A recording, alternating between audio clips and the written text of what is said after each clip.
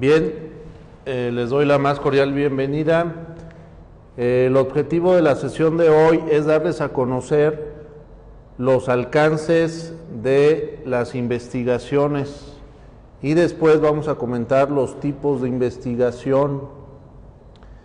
Es muy importante que conforme vaya avanzando en la plática, ustedes vayan asociando los artículos que han revisado para que vayan identificando qué alcance tiene ese artículo y qué tipo de investigación se realizaron en esos artículos. Entonces vamos a iniciar con lo que se ve en la pantalla. Observen que tenemos 4 tipos de alcance fundamentalmente en las investigaciones cuantitativas. El primer alcance se llama exploratorio. Este alcance exploratorio surge cuando en la investigación o el investigador está abordando un tema poco tratado. En pocas palabras, existe poca literatura o existe poca investigación al respecto. Estos investigaciones de alcance exploratorio normalmente son la punta de lanza de temas novedosos o de temas muy nuevos.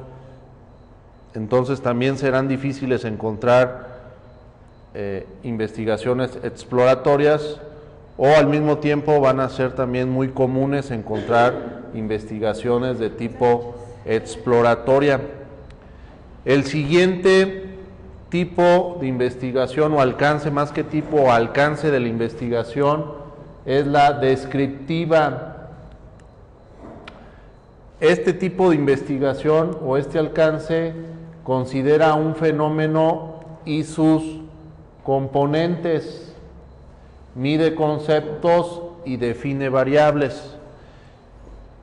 En otras palabras, la investigación de alcance descriptiva simplemente nos va a describir un fenómeno o nos va a describir algún tema en específico sin llegar a relacionar las variables, sin llegar a relacionar si existe alguna influencia con alguna otra variable. Normalmente mucha literatura, mucha revisión de literatura en español, vamos a encontrarnos con este tipo de alcance descriptiva. ¿Cómo nos damos cuenta que es exploratoria o descriptiva? Porque no va a haber hipótesis. Yo no puedo formular hipótesis cuando estoy haciendo una investigación exploratoria o cuando estoy haciendo una investigación descriptiva, porque no hay nada que probar. Apenas estoy explorando, apenas estoy describiendo el fenómeno. Entonces, mucha de los investigadores latinoamericanos, afortunada o desafortunadamente, se quedan hasta investigaciones descriptivas. Y se los comento porque he estado revisando artículos de sus otros compañeros que están haciendo investigación o que están haciendo su proyecto de investigación, su revisión de literatura concretamente, y la mayoría de los artículos en español son descriptivos. No tienen hipótesis, no tienen resultados. También es otra característica de un artículo de alcance descriptivo, no va a haber resultados. Simplemente se limitan a describir un tema, a describir un fenómeno. Después tenemos el alcance correlacional. Este alcance correlacional tiene un poco más de elementos en el sentido de que en un alcance correlacional sí van a haber hipótesis. Tenemos que formular hipótesis. Más adelante voy a hablar de las características de las hipótesis. Pero desde este momento ya nos podemos dar cuenta que si en un artículo yo encuentro hipótesis, entonces su alcance será correlacional. ¿En qué consiste un alcance correlacional?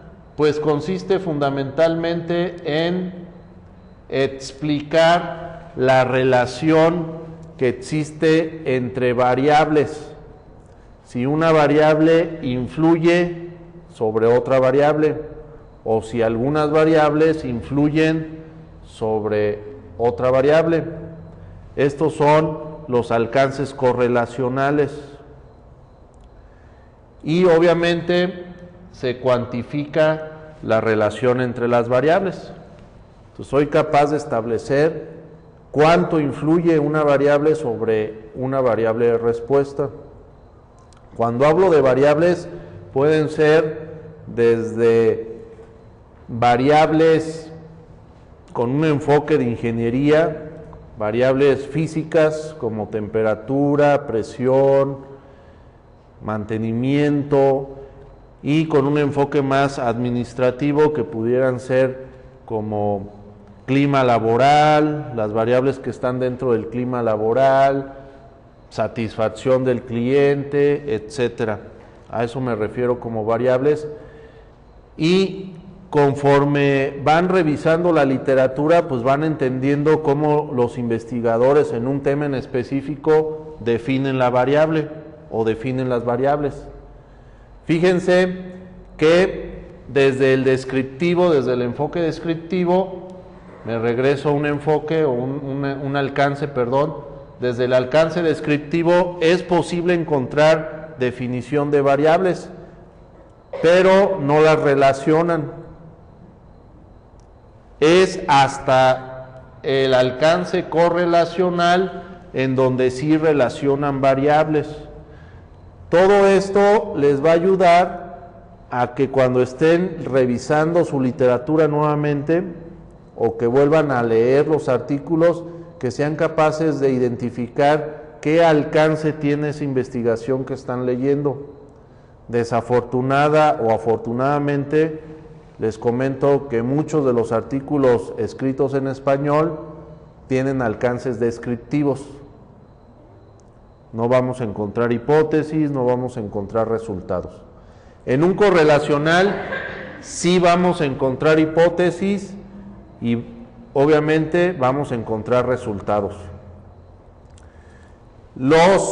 El siguiente alcance son los explicativos. Este alcance explicativo fundamentalmente nos va a hablar, al igual que el correlacional, de las relaciones que hay entre variables,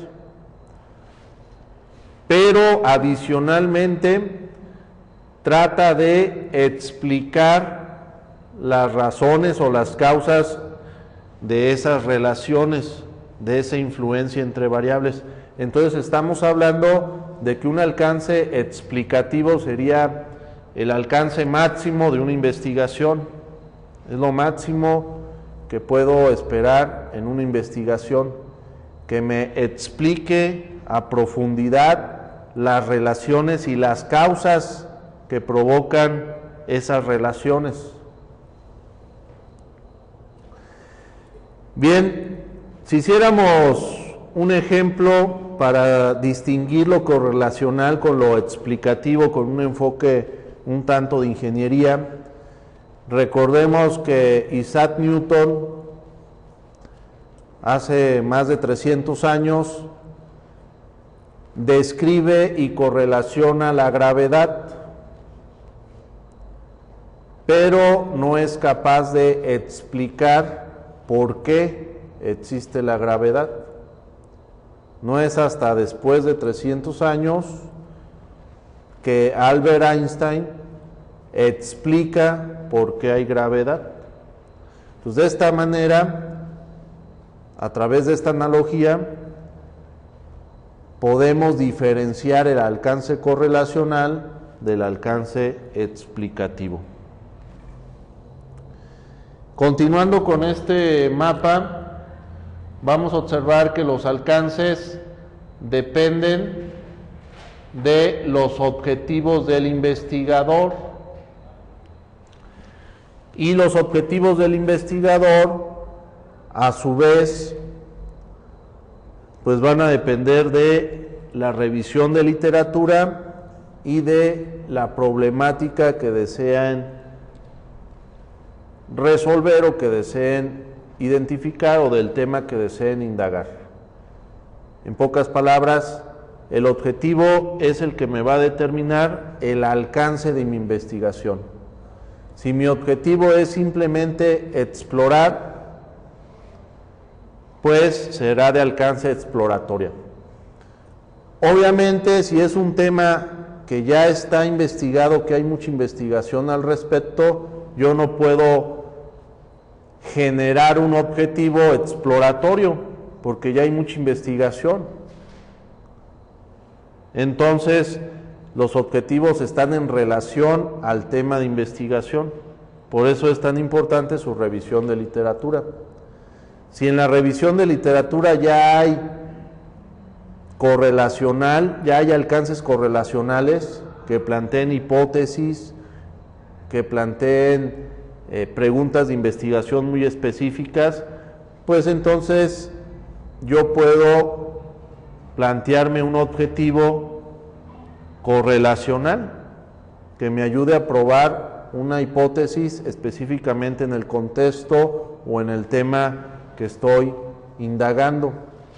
Entonces dependerá de la revisión de literatura también, de qué tanta investigación hay al respecto del tema que elegí para yo formular mis objetivos de investigación.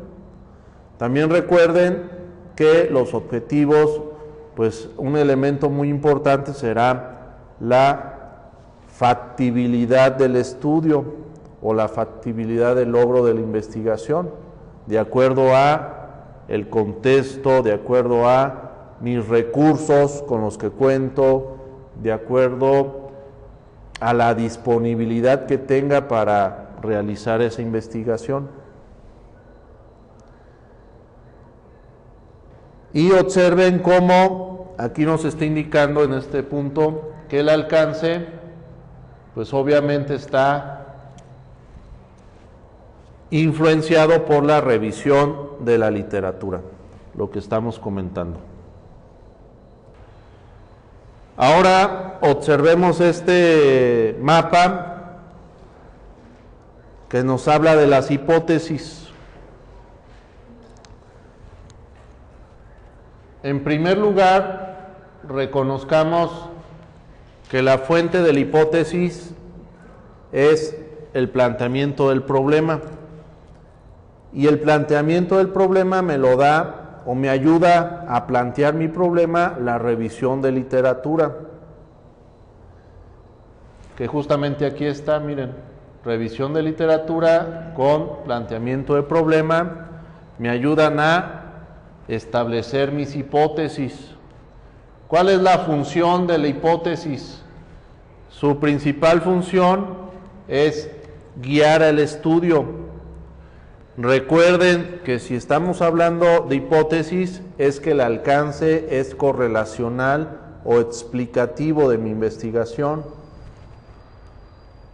¿Para qué más sirve la hipótesis? Para dar explicación, para apoyar las pruebas teóricas o para ayudar a probar las teorías. Y observen ahora cómo se formulan, pues dependerá del alcance, lo que les comentaba en el mapa anterior. Si es el alcance exploratorio, no hay hipótesis. Si el alcance es descriptivo, las hipótesis puede haber siempre y cuando se trate de pronosticar algo. Pero en la generalidad no habrá hipótesis en investigaciones de alcance descriptivo. Entonces, con esto, cuando yo estoy leyendo literatura, cuando estoy leyendo investigaciones, si no hay hipótesis, yo ya puedo inferir que se trata de una investigación exploratoria o descriptiva. Si es correlacional, sí habrá hipótesis, y estas hipótesis serán correlacionales. Básicamente, cuando yo formulo hipótesis correlacionales, trato de establecer la relación entre variables. Si una variable influye sobre otra variable, o varias o muchas variables influyen sobre una variable o muchas variables. Y el explicativo, pues las hipótesis serán causales. Trata de explicar las causas que generan el fenómeno. Nos dice que los requisitos de las hipótesis fundamentalmente es que exista correspondencia con la realidad.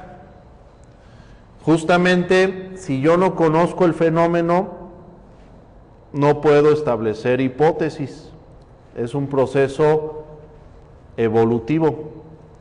Primero exploratorio, después descriptivo, y después, cuando ya conozco bien el fenómeno, puedo hacer una correlación, puedo establecer correlaciones. Imaginemos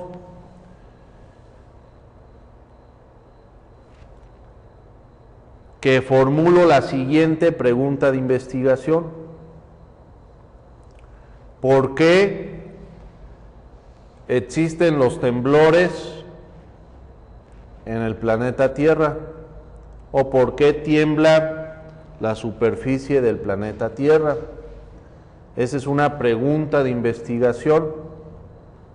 Pero ¿quién me va a dar esa pregunta? Bueno, la revisión de literatura o el planteamiento del problema. Si yo no tuviera conocimientos sobre el tema y me aventurara a formular hipótesis, entendamos que la hipótesis es la respuesta tentativa a la pregunta de investigación. Si mi pregunta es ¿por qué tiembla la superficie terrestre? Y yo formulo una hipótesis, por ejemplo, el movimiento migratorio de las golondrinas influye en los terremotos en la superficie terrestre. Esa es mi hipótesis. ¿Qué estoy demostrando? Pues que no tiene correspondencia con la realidad, y además estoy demostrando que no domino el tema, que no tengo ni la menor idea de el tema de los terremotos en la superficie terrestre. Sin embargo, si formulo la siguiente hipótesis, que el movimiento de las placas tectónicas en los océanos generan o provocan los terremotos terrestres, suena más lógica la hipótesis. La hipótesis nos va a ayudar a guiar el estudio de investigación. En pocas palabras, después de que yo formulo mi hipótesis, tengo que probar la hipótesis o encontrar elementos que apoyen mi hipótesis. Y ya dependerá del método si esa hipótesis la podemos, si los resultados encontrados sobre esa hipótesis los podemos generalizar o los dejamos simplemente con un alcance en el contexto donde estamos probando la hipótesis o donde estamos encontrando elementos para apoyar esa hipótesis o para no apoyar la hipótesis. Entonces, las hipótesis requieren que haya relación entre variables. Estas variables pueden ser independientes o dependientes, y las variables deben de estar definidas con claridad operacional y conceptualmente. Si en nuestra revisión de literatura no encontramos definición de variables, es una investigación descriptiva. La sugerencia es que hagamos investigación con alcance correlacional, que busquemos establecer relaciones entre variables.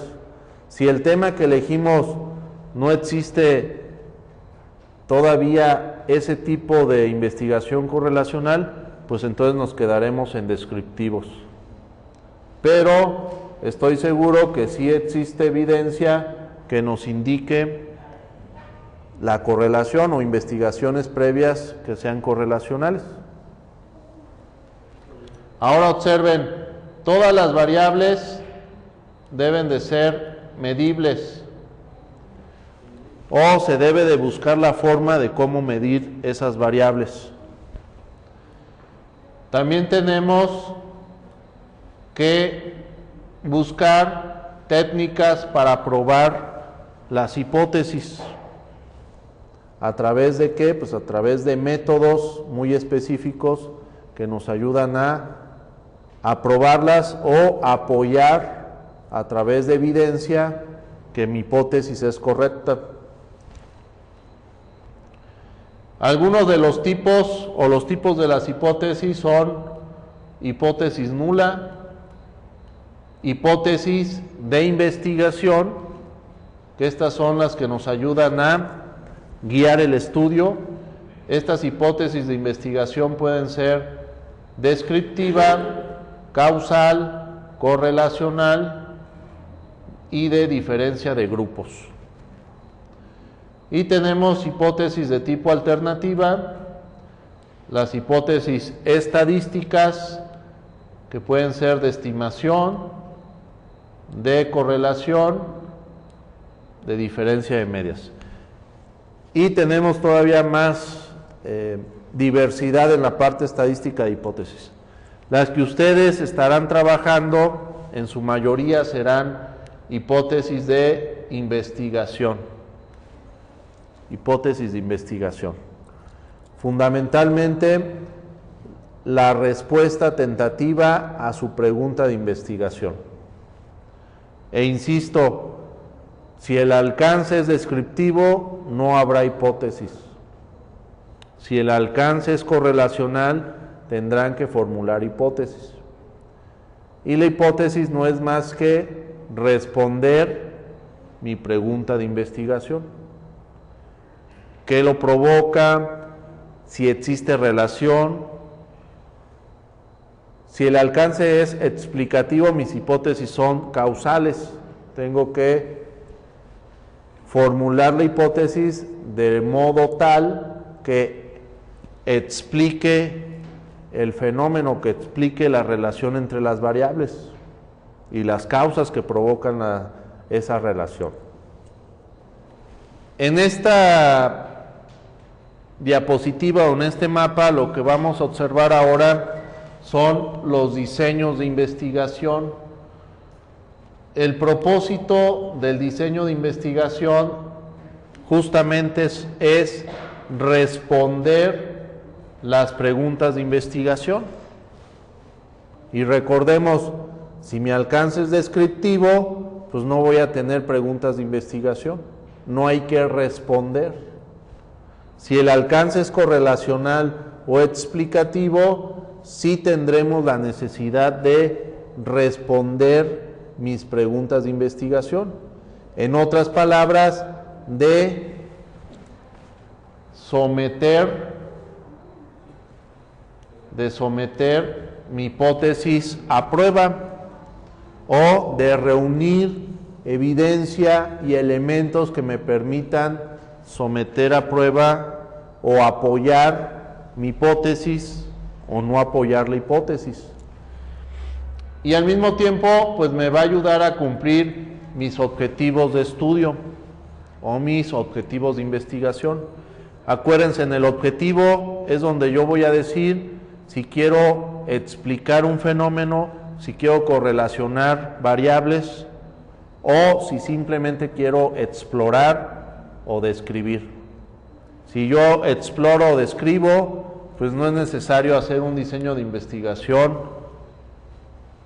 amplio. Pero si yo quiero apoyar mi hipótesis, probar mi hipótesis, tendré que hacer un diseño de investigación. Los vamos a clasificar en dos grandes tipos. El primer tipo se llama experimental y los vamos a clasificar los experimentales en 4 categorías: de estímulo, de preexperimento, de tipo cuasi experimento y de tipo experimento puros. La característica de las investigaciones experimentales es que yo controlo las variables y controlo los niveles de cada variable. Y si yo hablo de un experimento puro, estoy hablando de someter a experimentación todas las variables con todas las condiciones de sus niveles de cada variable. Por ejemplo, yo quiero probar si 10 variables para fabricar un pastel influyen sobre una variable de respuesta que se llama sabor del pastel. Y tengo 10 variables que pueden ser cantidad de azúcar o azúcar, en este momento azúcar, temperatura del horno, harina, huevo, etcétera. Imagínense 10 variables. Si yo quisiera hacer un experimento puro, tendría que establecer todas las condiciones experimentales que existan sobre este fenómeno de 10 variables con una variable de respuesta. Y cada variable tiene niveles. Por ejemplo, el azúcar, puedo decir 10 gramos de azúcar, 20 gramos de azúcar, 30 grados de azúcar, y así sucesivamente. Los huevos, un huevo, 2 huevos, 3 huevos, etc. Y eso me genera todo un campo o un árbol completo de condiciones experimentales. Entonces, los experimentos puros son difíciles de realizar en el sentido de que implican mucho tiempo para realizar experimentos puros. Nos podríamos llevar años realizando experimentos puros, y si se hacen, gracias a la experimentación pura es que se han logrado muchos descubrimientos científicos.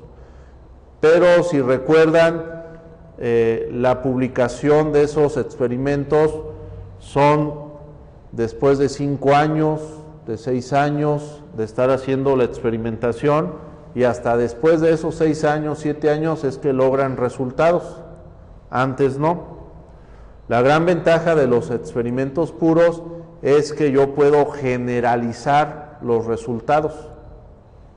En nuestro caso, veo difícil que alguien haga experimentos puros debido a el tiempo que implicaría hacer experimentos puros en la condición de ustedes. No digo que no lo puedan hacer, pero deben de tener presente su horizonte de tiempo. Los cuasi experimentos son muy parecidos a los experimentos puros. La diferencia es el grado de control, que utilizo grupos intactos. En pocas palabras, a lo mejor de mis 10 variables, suponiendo o tomando, por ejemplo, el pastel y sus 10 variables del pastel, pues muchas de esas 10 variables las manejo intactas, o sea, no las modifico, no las manipulo, y manipulo 3 o 4, entonces ya estoy hablando de un cuasi experimento. El preexperimento todavía tengo menos control. De esas 10 variables, pues nada más manipulo 1 o 2. Y la de estímulos, pues tengo todavía muchísimo menos control.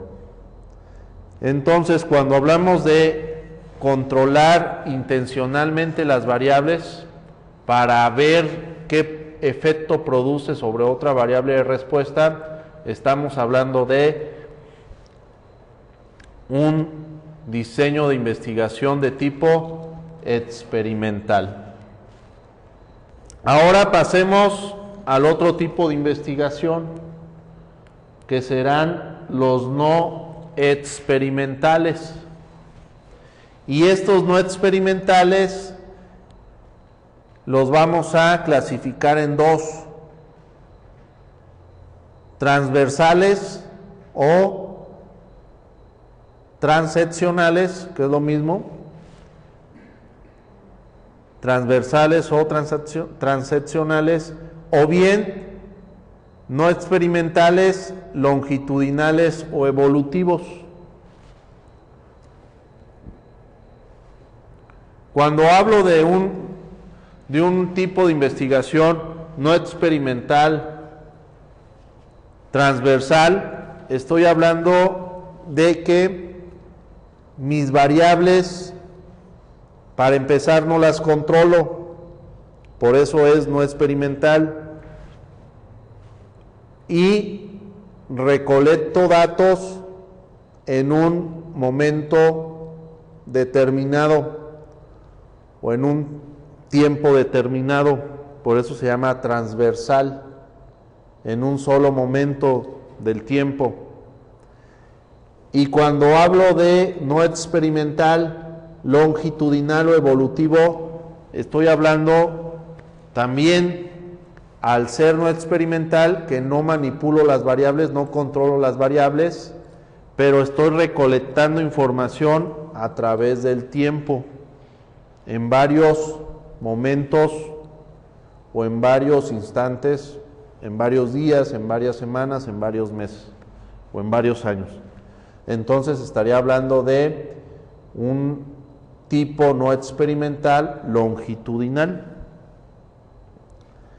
Y tenemos también las no experimentales de manipulación de variables, que aquí yo intento simular un experimento, pero sin llegar al rigor de controlar las variables como en la experimentación pura o en la cuasi experimentación. Fundamentalmente vamos a encontrar que mucha de la investigación en el área de administración va a ser del tipo no experimental y va a ser transversal, o sea, recolectan datos en un momento determinado. Acuérdense que estoy hablando de alcances correlacionales. Si la investigación es descriptiva, pues no vamos a encontrar nada de esto. En el área de ingeniería sí nos podemos encontrar desde experimentales hasta no experimentales. Ejemplos de investigaciones no experimentales en el área de ingeniería, pues pudiera ser que yo recolecte datos del número de defectos que salen en un proceso, esa sería mi variable de respuesta, los defectos, y mi variable independientes o las X, las que influyen sobre Y, pueden ser el operador, la máquina, la temperatura, el turno. Entonces, si yo no manipulo esas variables, será no experimental, transversal. Pero si yo manipulo las variables, será experimental. Ahora, en el mismo ejemplo, si yo, además de recolectar datos sin manipular variables, lo hago a través de un año, pues será del tipo no experimental, longitudinal o evolutivo. En el área de administración, los ejemplos de investigaciones no experimentales transversales pudiera ser que yo quiera medir el clima laboral en una organización en un momento dado. ¿A través de qué? Pues puede ser a través de un instrumento, de un cuestionario que ya tiene las variables. Dentro del cuestionario ya están establecidas las variables que voy a medir y al final voy a obtener ciertos resultados, pero es transversal porque solamente lo aplico en un momento dado.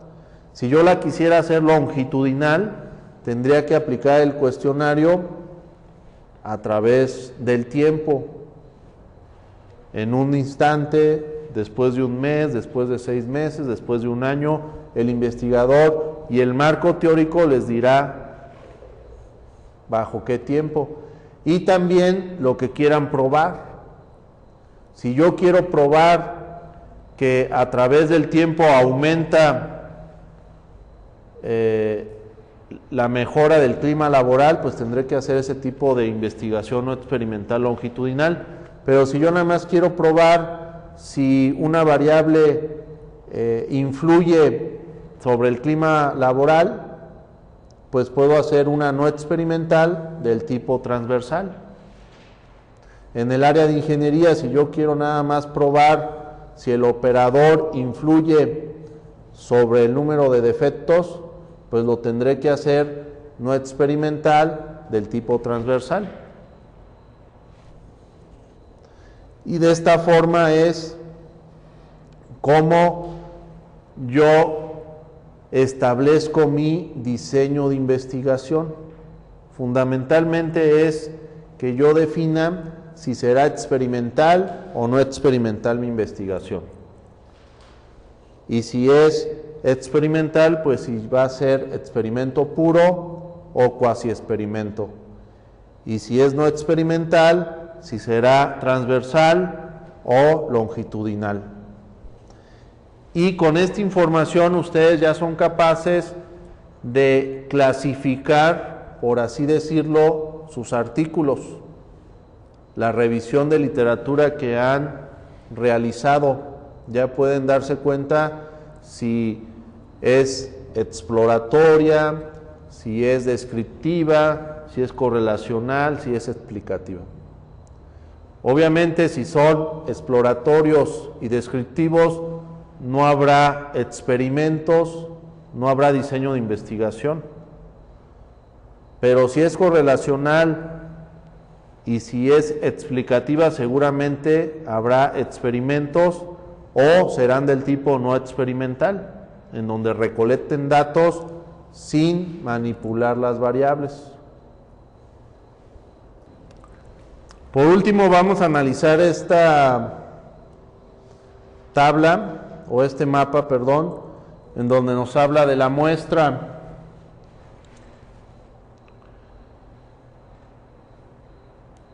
Se utilizan, las muestras se van a utilizar por economía de tiempo y de recursos. Siempre va a ser muy complejo tratar de recolectar datos sobre toda la población que estemos investigando, entonces se recomienda muestrear. Debemos de definir la unidad de análisis. Esto se refiere a que nos quede, que establezcamos con mucha claridad cuál es mi unidad de análisis, mi objeto de investigación, que puede ser personas, pueden ser máquinas, pueden ser organizaciones, pueden ser instituciones, etcétera. Mi unidad de análisis, producto, un objeto en específico. En función a la definición de la unidad de análisis, yo puedo establecer o delimitar mi población. ¿Para qué? para poder generalizar resultados o para establecer parámetros. Y mi muestra pueden ser de dos tipos: probabilísticas o no probabilísticas. Cuando yo elijo muestras probabilísticas, necesito definir el tamaño de la muestra de manera estadística y de manera confiable. También necesito seleccionar los elementos muestrales, que estos pueden ser aleatorios a través de números aleatorios o a través de algún método para respetar la aleatoriedad de mi muestra. En pocas palabras, que los objetos de investigación tengan la misma probabilidad de ser elegidos. Y esta probabilística pueden ser muestreo aleatorio simple, muestreo estratificado o por racimos o clústeres. El aleatorio simple es lo que les comentaba, que todos tienen la misma probabilidad de ser elegidos. La estratificada es que vamos a agrupar de manera que conveniente para que sea lo más homogénea posible mi muestra, por grupos, por así decirlo, pero lo hago de manera intencionada. Y por racimos o clústeres es que los grupos ya están formados de manera natural, entonces no los puedo yo desagrupar y volverlos a agrupar. Entonces estamos hablando que es una muestra por racimos, y hay mucha literatura en esta parte del muestreo probabilístico. El otro tipo de muestreo es el no probabilístico. Este muestreo no probabilístico también es el que en la mayoría de las investigaciones se puede utilizar, o en muchas investigaciones, al igual que el probabilístico. Entonces dependerá de el alcance de mi investigación. Si yo quiero generalizar los resultados de mi investigación, tendré que utilizar muestreo probabilístico. Pero si yo nada más quiero encontrar evidencia que apoye mi hipótesis, pues puede ser un muestreo no probabilístico. ¿Cuándo se utiliza un no probabilístico?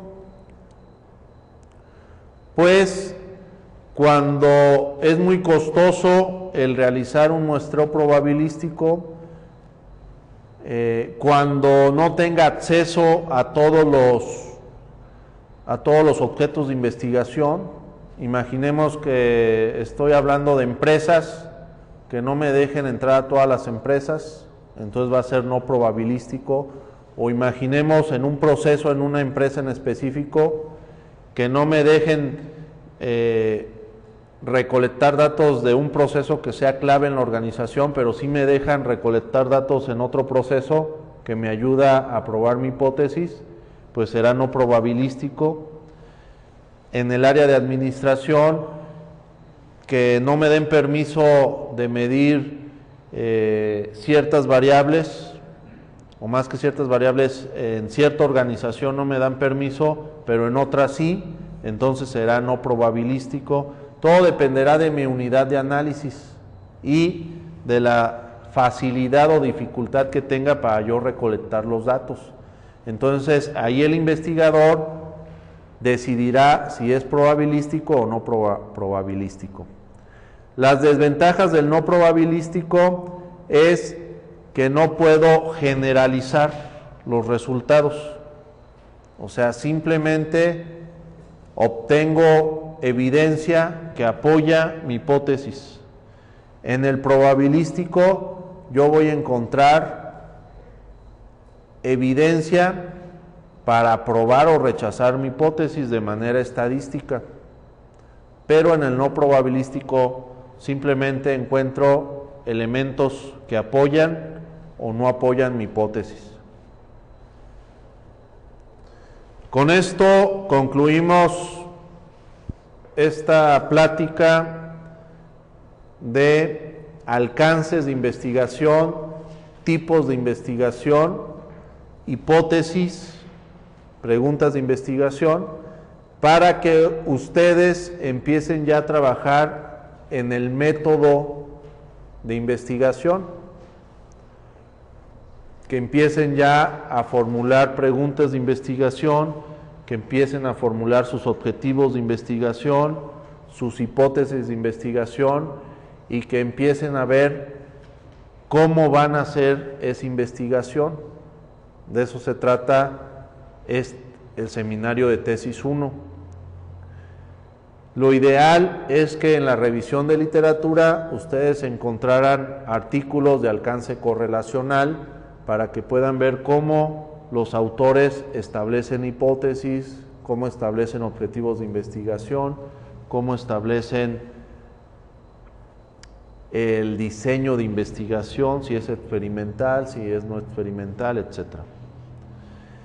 Y el paso que sigue después de que ustedes ya tengan clara cómo van a hacer su investigación será la recolección de datos.